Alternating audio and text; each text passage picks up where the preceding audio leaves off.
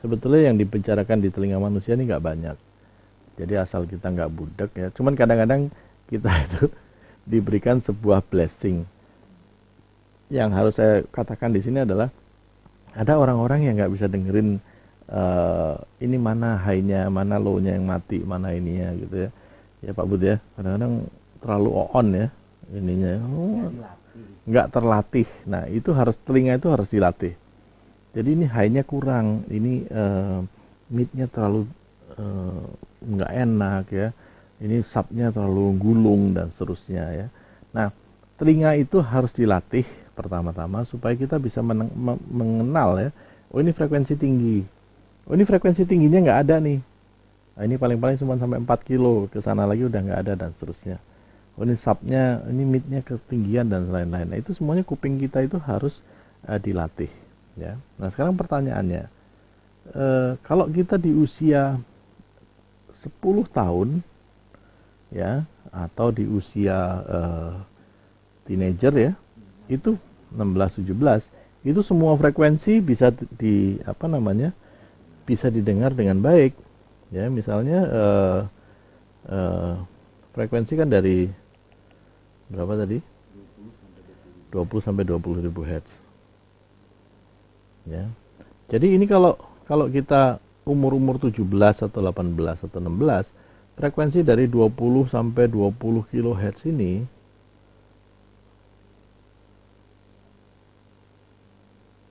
ya, coba lihat sini. Ini semuanya bisa terdengar sama mereka.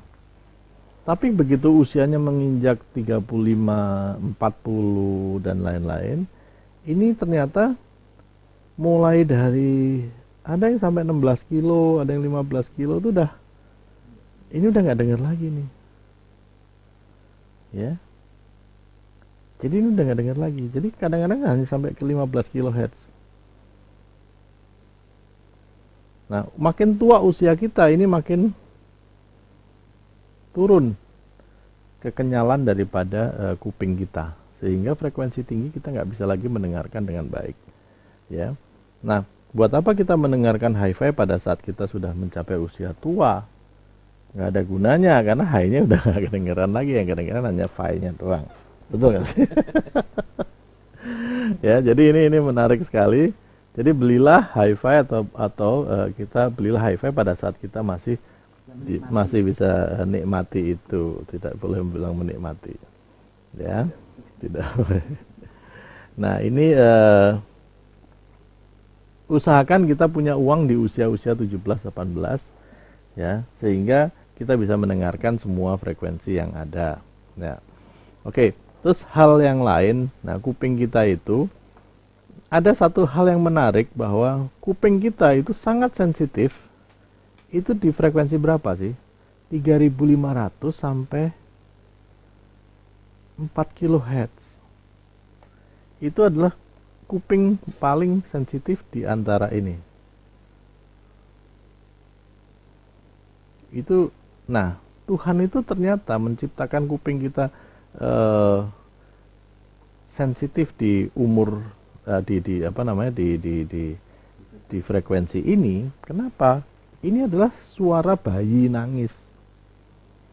Jadi bayi nangis itu adalah di frekuensi 3,5 sampai 4 kHz rata-rata.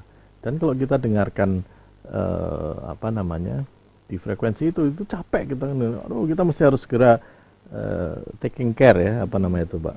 Harus diurus itu bayinya. Ya. Nah, salah satu cara untuk membubarkan kerumunan massa ya di Amerika itu yaitu dengan cara membuat mobil yang punya suara bayi nangis. Ya, itu orang nggak betah di situ. Jadi orang nggak betah di sana. Jadi karena dia nggak betah, maka dia bubar, ya kan, dikasih bayi nangis saja gitu loh. Kita nggak harmful apa bahasa Indonesia? Tidak melukai, tapi membuat orang-orang itu bubar. Ya. Nah, salah satu lagi adalah kalau ini di frekuensi 20 sampai 20 kHz, ada frekuensi-frekuensi di 16 kilo, di 17 kilo, di ini ya. Ini hanya bisa didengarkan oleh para teenagers. Ya, Nah, kalau kita mau membubarkan teenagers yang lagi ini, kasih aja frekuensi-frekuensi di sini. Ya. Padahal kita kan nggak dengar, yang tua-tua kan nggak dengar di frekuensi 18 kilo, 16 kilo, 17 kilo, itu kan kita nggak dengar. Jadi kalau gitu kita kasih, mereka di situ nggak betah. Jadi kalau kita punya anak, temennya banyak, ya kasih aja frekuensi itu dikasih situ. Kita sih nggak dengar, enak. Tapi anak-anak itu mendengar dan itu membuat mereka akan segera bubar, gelisah dan bubar. Nah, yang menarik lagi adalah di frekuensi subsonik di sini. Jadi di bawah 20 Hz, misalnya di 19 Hz atau di sini. Nah, ini namanya frekuensi subsonik di bawah frekuensi sonik, di bawah frekuensi suara ya. Ini kalau ini dibunyikan, yang terjadi adalah apa? Yang terjadi adalah kita itu merasa tempat itu spooky. Spooky itu bahasa Indonesianya apa? Angker. Ya, ini tempat ini angker sekali. Ya, kalau kita mau mengusir tamu, ya, yang nggak kita sukai di rumah kita, pasanglah di frekuensi 15 sampai 20 Hz. Nah, itu membuat orang itu berhalusinasi. Itu kalau di dalam psikologi itu ilmu otak itu namanya udah di frekuensi gamma atau theta gitu ya. Nah, itulah yang membuat orang itu jadi berhayal, di sini ada jinnya, ini ada apanya dan seterusnya. Itu gara-gara frekuensi subsonik yang kita terapkan di ruangan itu. Ini sudah ada penelitiannya kemarin saya lihat di National Geographic. Ya, ada satu penjara yang sangat spooky katanya. Nah, begitu dia orang-orang para relawannya dimasukkan ke sel nomor 12 yang mana sudah diinstal secara mereka tidak tahu. Itu ada sebuah frekuensi subsonik yang ada di sini. Ternyata mereka katakan, ya inilah tempatnya yang paling angker itu di sel nomor 12. Padahal di sel nomor 12 dipasang frekuensi subsonik ini. Ya kan? Subwoofer 18 in bisa, atau cari subwoofer yang kira-kira bisa sampai 15 Hz. Dan kita tahu mungkin kita nggak takut ya. Tetap takut karena itu secara tidak sadar. Jadi kita tidak sadar ya, dan ini menarik sekali karena ya kalau kita pengen ada satu rumah yang mau kita beli gitu, kita pasang aja itu ya, orangnya nggak tahan kan gitu. Nah, ilmu audio menarik. Nah, sekarang pertanyaannya, kalau kita punya kuping, ya, ini ada frekuensi tinggi di daerah sini. Ini ada frekuensi mid, ini ada frekuensi rendah. Yang nyampe ke kuping kita, kuping itu kembali gimana sih? Itu ya. Nah, yang nyampe ke kuping kita duluan, itu yang mana frekuensinya? Yang tinggi, yang mid, atau yang low? Yang tinggi. Padahal kecepatan suara itu sama untuk semua frekuensi, yaitu 340 meter per detik. Jadi suara itu mau low, mau mid, mau high, itu nyampainya ke kuping kita bareng. Tidak ada mana yang duluan, mana yang ini. Tapi kuping kita meresponnya. Nah, balik lagi ke otak.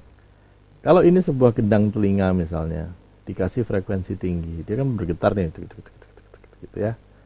Nah, kalau frekuensi tinggi, ini getaran saraf ini langsung dikirim ke otak cepat. Tapi kalau frekuensi rendah, ini harus gendang telinga ini harus berubah bentuk dulu kan, karena deng gitu kan. Nah, maka ini kan ada waktu nih, dia waktu just gitu kan. Nah, ini akan direspon oleh otak lebih lambat seolah-olah. Nyampainya sama, tapi respon otak kita, sadarnya kita frekuensi tinggi dan frekuensi rendah itu berlainan. Dan setiap orang beda-beda. Ya, nah, kalau ini ada sebuah signal misalnya, ini sebuah drum, dung, gitu ya, kick drum. Di sini juga bersamaan sebuah snare atau sebuah itu cymbals. Jadi cymbals dan kick drum itu bersamaan, maka kuping kita itu menerimanya yang mana duluan?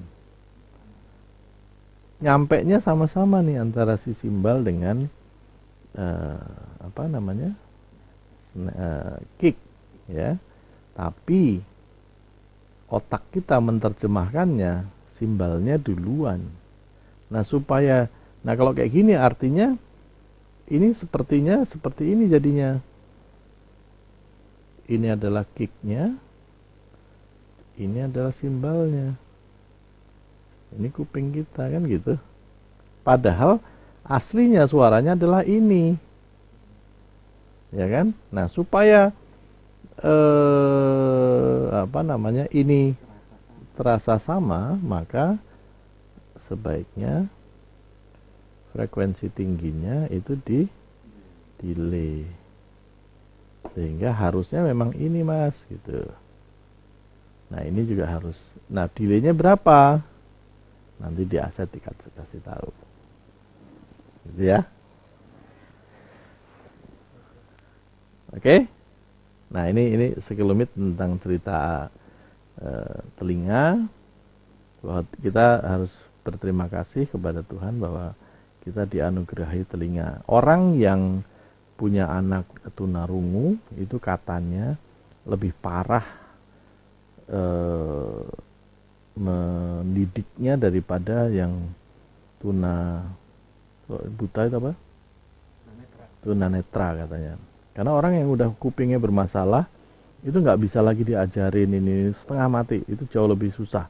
Nah, ada teman saya yang seperti itu, dia katakan bahwa yang punya anak tunarungu itu jauh lebih bermasalah daripada yang punya anak tunanetra. Ya, makanya kita harus bersyukur kuping kita insya Allah sampai hari ini masih berfungsi dengan baik. Kali ini yang dibahas adalah dasar-dasar akustik dan konsep telinga manusia. Ya, kita tahu bahwa manusia itu diciptakan awalnya itu dari pendengaran, ya. Dan setelah itu baru diciptakan penglihatan dan kemudian disusul diciptakan hati.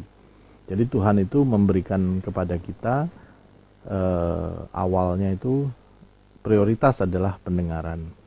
Nah, setelah pendengaran prioritas baru penglihatan dan juga selanjutnya diciptakan yang lain-lainnya. Nah, karena telinga manusia itu adalah utama, maka di sini di dalam audio juga menjadi peran yang utama harusnya. Tapi saat ini semuanya sudah bergeser, penglihatanlah sekarang yang utama. Padahal kalau di Quran maupun di Bible itu diterangkan bahwa iman itu berasal dari pendengaran. Jadi iman itu bukan berasal dari penglihatan.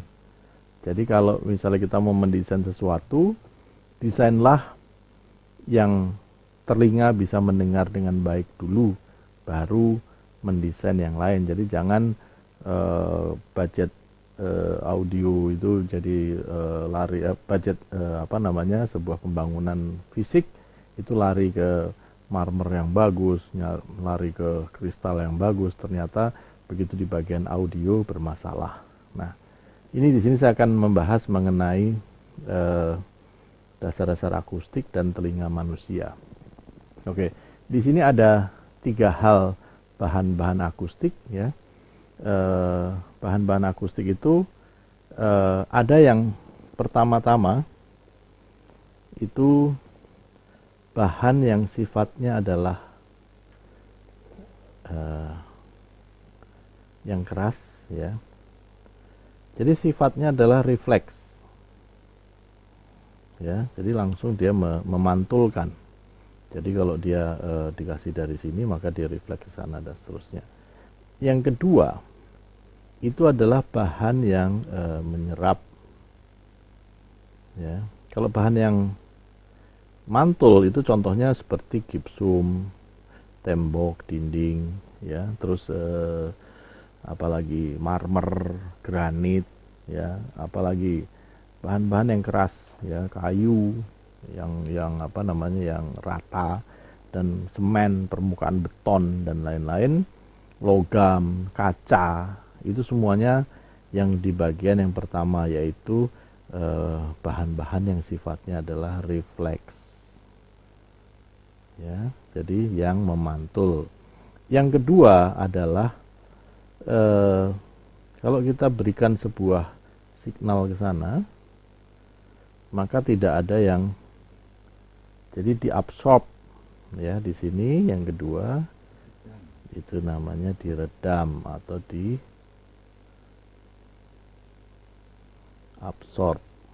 ya, atau diredam. Oke.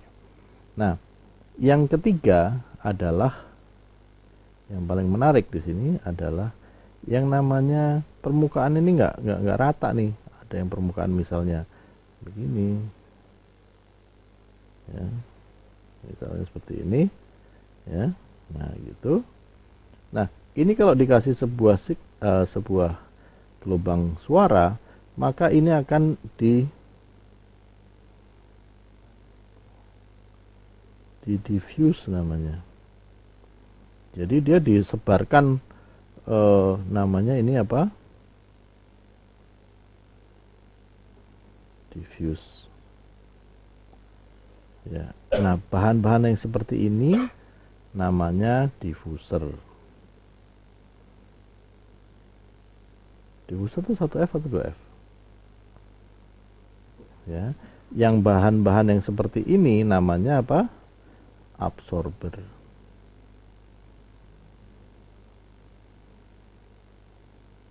Yang bahan seperti ini namanya musuhnya si orang audioman, namanya reflektor.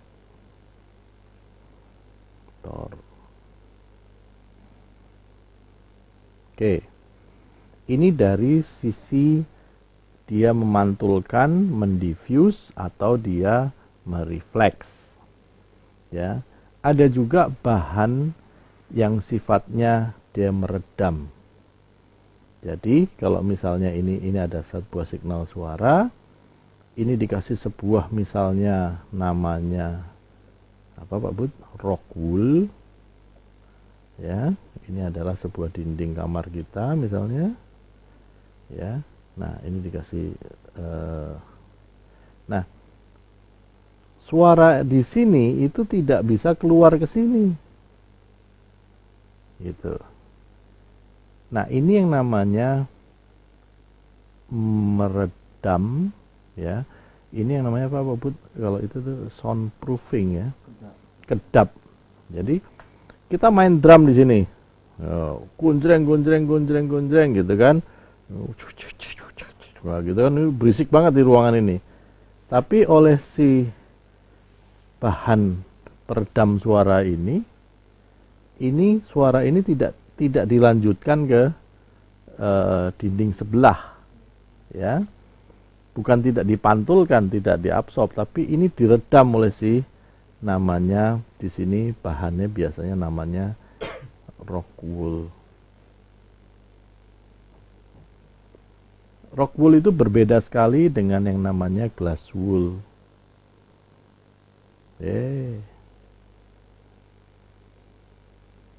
Ya, glass wool. Kalau glass wool biasanya warnanya kuning. Rock wool itu biasanya warnanya coklat. Glass wool itu berfungsi untuk menahan panas atau meredam panas. Dia untuk knalpot, untuk kulkas, untuk apa lagi Pak Bud? Yang panas-panas itu pokoknya misalnya dia bisa juga berfungsi untuk menahan misalnya dingin, ya, atau termos itu juga isinya juga glass wool. Tapi banyak orang yang menggunakan glass wool di studio lah, di mana lah, itu salah kaprah. Ya, jadi di sini yang digunakan yang benar adalah rock wool. Rock ada. Nah, rock wool ini itu dijual dengan density. Ya, ada yang kepadatan misalnya 1 meter berapa kilo, ya ada. Nah, itu macam-macam. Makin padat makin mahal. Makin padat dia makin meredam. Nah, energi suara ini oleh si rock wool dirubah menjadi panas ya Pak Bud ya. Jadi di sini pasti anget. Ya. Nah, ini adalah saya akan menjelaskan di sini itu sebetulnya bedanya antara kedap suara. Nah, ini yang disebut sebagai kedap suara. Suara kita tidak keluar. Ya kan? Nah, ada lagi, satu lagi adalah suara kita nggak mantul. Beda loh. Antara absorb, ya suara kita nggak mantul, dan suara kita kedap, tidak sampai ke luar. Itu harus dibedakan. Baiklah. Nah, sekarang bagaimana kita mendesain sebuah akustik yang baik? Apakah semuanya harus kedap? Maksudnya, apakah semuanya harus absorb? Banyak teman-teman kita ya mendesain sebuah studio, terutama di daerah-daerah, semuanya dikasih karpet, ya, wah dari ujung dunia sampai begitu kita masuk ke dalam situ suaranya beng, gitu kan? Karena apa? Karena nggak ada frekuensi tinggi satupun yang dipantulkan oleh ruangan itu, ya, semuanya diserap. Sehingga setengah mati kita bekerja di situ, ya. Kita sendiri merasa nggak nyaman. Yang kedua, itu nggak benar. Yang benar itu gimana? Yang benar untuk sebuah ruangan itu rumusnya adalah tidak mantul, tidak absorb, ya, tidak mantul, tidak refleks, ya, dan tidak nyerap.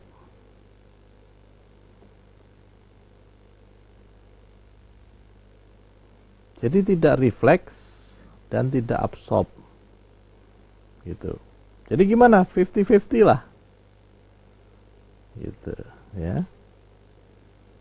Jadi harus dikasih ruangan itu harus dikasih mana yang harus mantul, mana yang harus nyerap. Yang paling baik itu yang dikasih namanya diffuse. Jadi misalnya ini ada sebuah energi suara, ya, ini misalnya sebuah diffuser, bentuknya misalnya seperti ini. Nah, ini boleh miring-miring gini juga boleh. Gitu. Nah, begitu ada energi suara seperti ini, maka diffuser itu akan mengarahkan ini dalam berbagai, tidak mantul sempurna. Jadi ini diffuse namanya. Diacak, ya. Energinya dibagi kemana-mana. Nah, ini yang bagus, ya. Nah, kita lihat di sini misalnya seperti ya. Jadi diffuser itu tidak perlu alat bahannya, tidak perlu yang absorb, ya? Tidak perlu yang absorb. Jadi diffuser itu bahannya, ya tentunya bahan-bahan keras juga boleh asal dia tidak rata, tidak flat, ya. Nah, contohnya ini misalnya.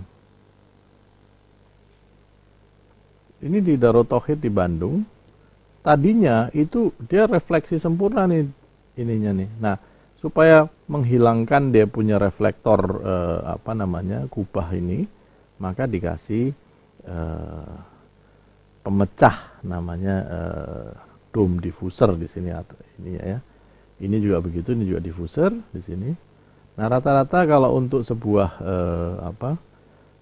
gedung-gedung yang didesain akustiknya yang dengan baik, maka dilihat di sini misalnya mana yang bagus. Ini di sana. Nah, ini juga ini semuanya diffuser, ya toh, kelihatan diffusernya. Ini yang bagian ratanya ada yang ceklongnya, semuanya tidak rata semua. Ini juga di depannya juga seperti itu dan seterusnya. Ini di Sentul City, ya. Ini juga diffuser, ya. Jadi begitu dia masuk ke sini, suara itu tidak mantul sempurna, tapi dia kemana-mana. di apa namanya Pak Put tadi, di diffuse istilahnya lah, susah banget sih ngomongnya, dipencarkan. Nah itu atasnya juga roofnya, lihat tuh, roofnya juga diffuser tuh, ya, kelihatan kan? Ini juga diffuser depannya ya. Nah, kenapa kalau kita lihat ini gereja Katoliknya ini benar-benar luar biasa di sini, lihat ya, di bawahnya absorber ya, diffuser dan absorber, di sini juga diffuser semua nih, bagus sekali ini. Nah, ini gereja ini pasti jemaahnya masuk surga ya. Boh. Ya, ini juga kayak gitu ya. Ini masih banyak permukaan yang datar kalau di sini saya lihat. Nah, intinya apa namanya? Diffuser. Nah, contoh-contoh diffuser ini bisa seperti ini misalnya.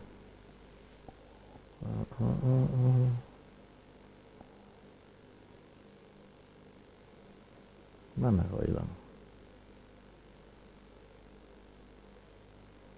Nanti di pause ya.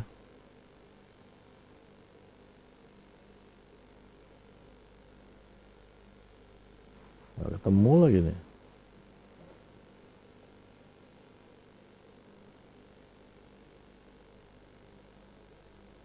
Ini dulu deh yang 19 sukun mana sih?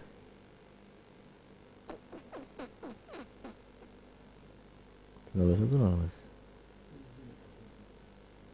Ini dia.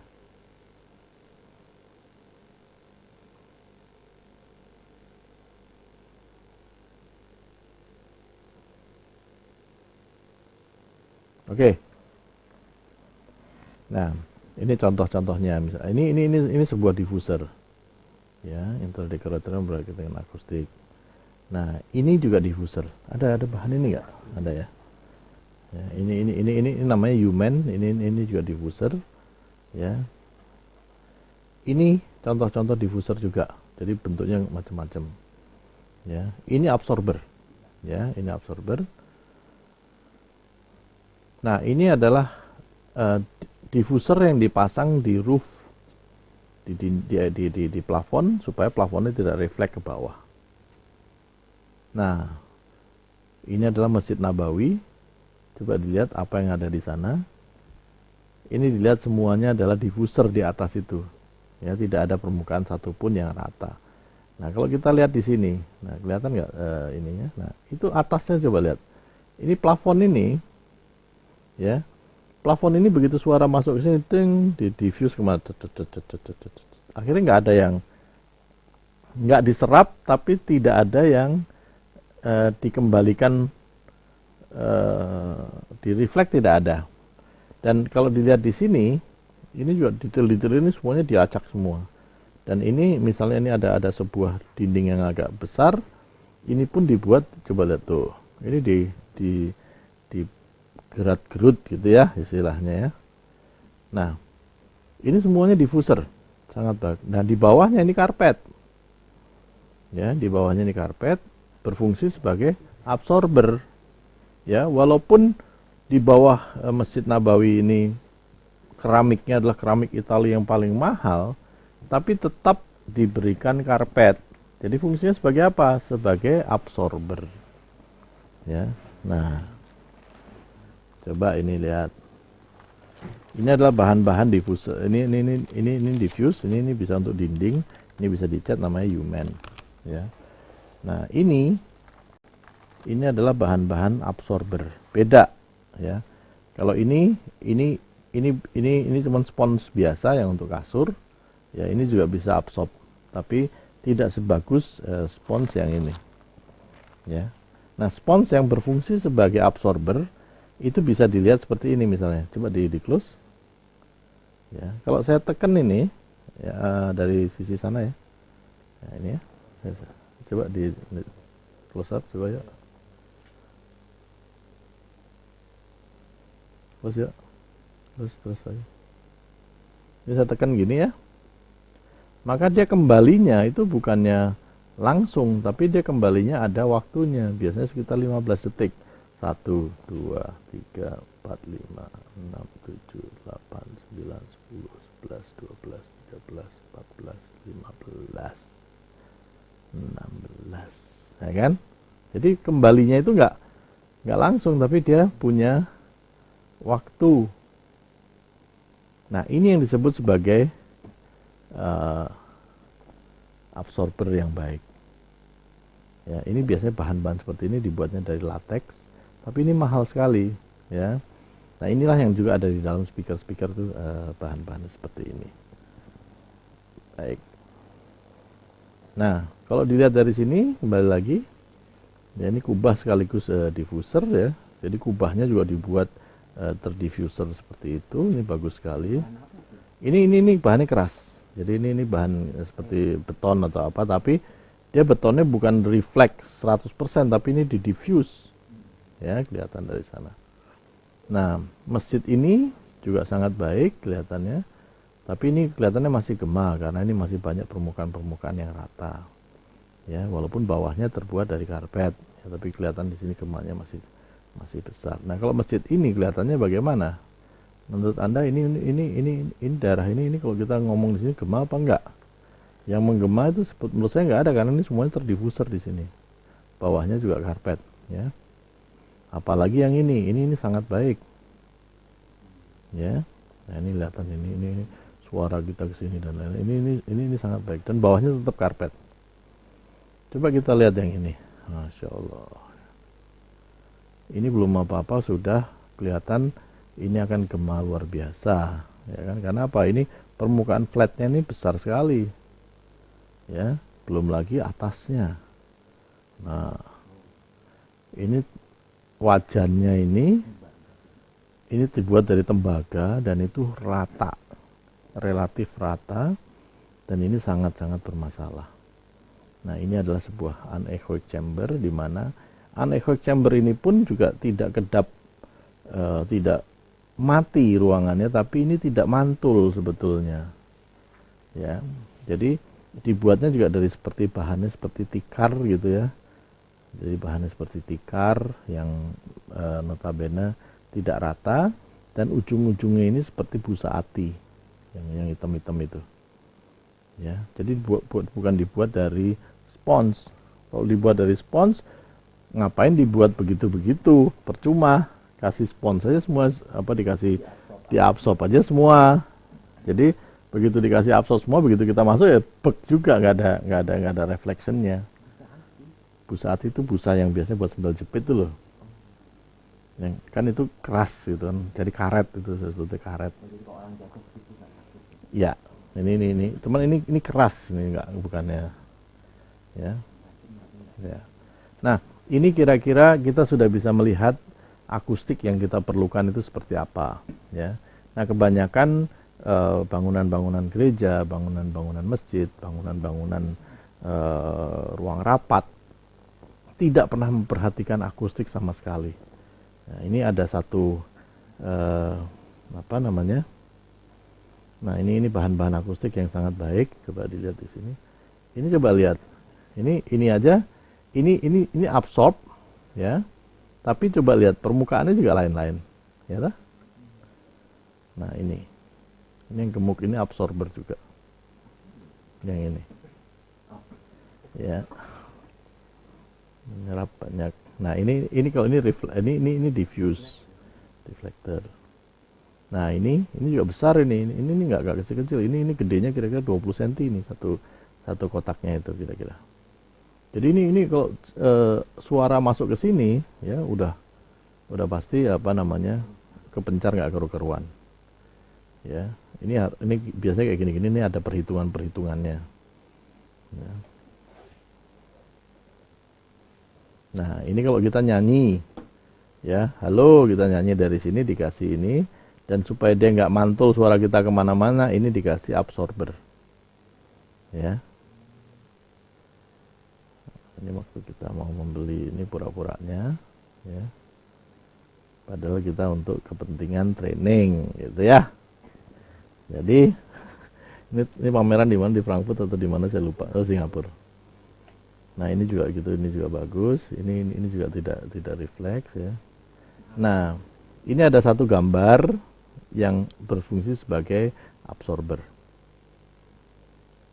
Oh, itu panel-panel. panel-panel absorb. Nah, ini saya bilang tadi roof sound trap ya, ataupun roof diffuser.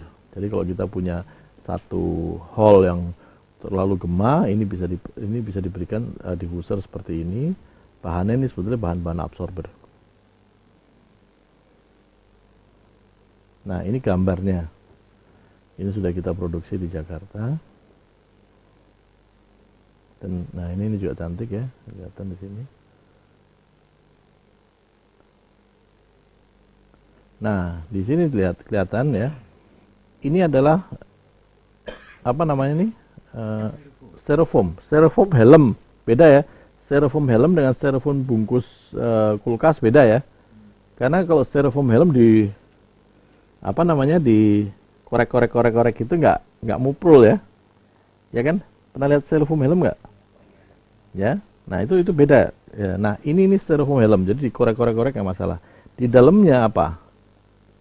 Kelihatan nggak? Nah, ini styrofoam helm. Ini di dalamnya apa? Di dalamnya dikasih busa, ya, dikasih absorber yang seperti tadi itu. Nah akhirnya dipotong, dia menjadi sebuah diffuser dan absorber, luar biasa. Ya. Ini juga sama, ini diffuser, ini absorber, ini diffuser, ini absorber dan seterusnya. Ya. Nah, apalagi nih? Kampar instalasi sudah.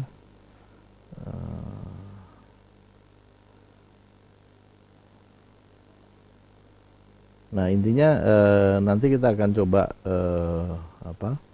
secara lebih detail lagi akan dijelaskan di aset mengenai teknik-teknik akustik ya. Tapi yang paling sering mereka itu membuat terlalu banyak reflection di dalam sebuah gedung. Jadi gedungnya terlalu banyak reflection sehingga ininya bermasalah akustiknya terlalu banyak gema.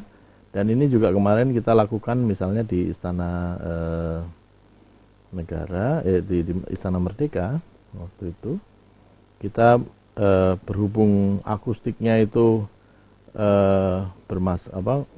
masjidnya itu terlalu banyak reflection, maka waktu itu kita buat seperti ini, coba dilihat. Nah ini sebetulnya sebuah panel akustik ya yang kita desain ya.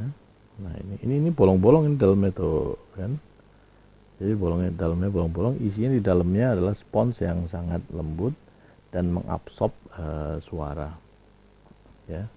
Nah ini kita pasang di istana ini seperti ini, masjid istana kita pasang seperti ini. Nah ini jadi permukaan yang flat kita berikan ini absorber seperti ini. Nah, kan ini cantik kan. Akhirnya di masjid di sana tidak terlalu gema lagi, murah meriah ya, dan kita bisa pesan. Nah ini adalah contoh-contoh panel. Bentar lagi saya kasih lihat nih contoh-contoh panel yang menarik.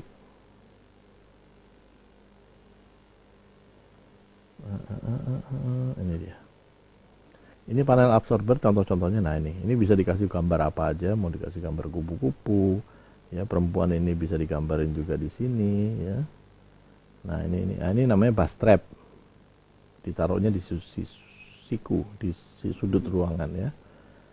Nah ini juga gitu. Ini ruangannya terlalu flat, terlalu mantul sehingga dikasih panel. Ini bukan poster ini, tapi panel akustik. Jadi dia menyerap suara. Ya ini menyerap suara juga. Ini juga menyerap suara. Ini juga lihat tuh, ya. Ini udah tadi. Nah ini juga. Jadi ini tidak semuanya kan terlihat di sini. Jadi tidak semua ruangan diberikan ditutup panel enggak, tapi sebagian-sebagian Ya, kalau emang udah cukup ya sudah. Ya, nah ini contoh lagi. Gambarnya macam-macam, bisa lukisan Avandi begini juga bisa. Ini juga bisa seperti nah ini juga cantik. Ya, ini Santorini nih, kelihatan tuh.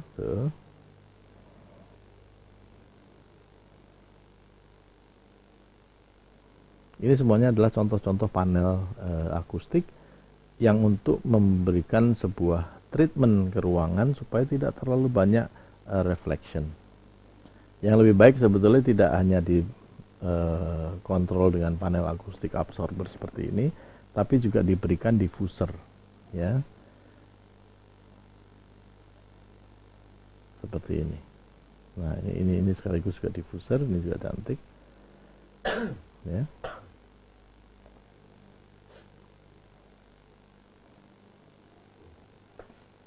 Baik, ini adalah sekilas introduction tentang akustik, dan selanjutnya nanti dibahas di aset yang lebih mendalam.